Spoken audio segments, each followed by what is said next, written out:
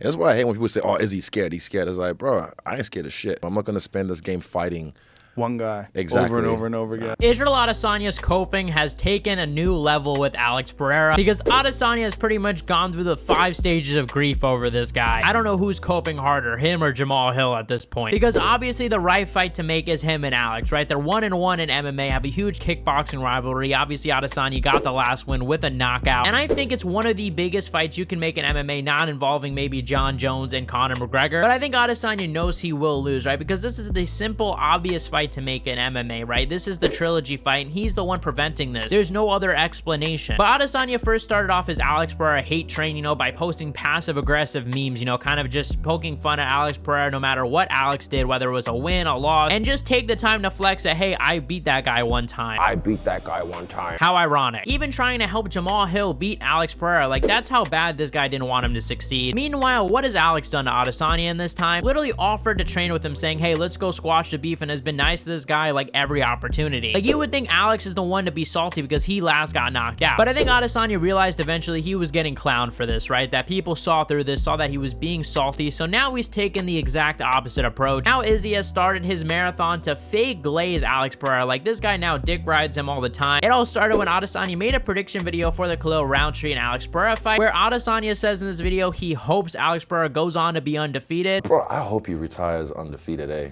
Like, I'm not undefeated, but you know, the rest of his career. But the rest of his career, like, it'll just be like, beat that nigga one time. Now he's doing the opposite approach, right? It seems like now he's just trying to hide his hatred from the fan base. I already know Adesanya fans are going to slam this with dislikes. I mean, you could just tell how disingenuous Adesanya is, if we're going to be honest. But then Izzy went on the Joe Rogan podcast, and I listened to the whole thing. I actually think it was a good podcast. You guys should go check it out. But here he talks about his rivalry with Alex Pereira, and here's where you actually get to see, like, how delusional this guy is. Like, these excuses are absolutely insane. I've fought that guy so many times, and regardless of what happened, I lost 3 times and I finally won one. I mean, hey, at least Adesanya accepts that he only beat Alex once. Bro, his spirit. You know what Jerry said about the whole juju thing? Like, that's real.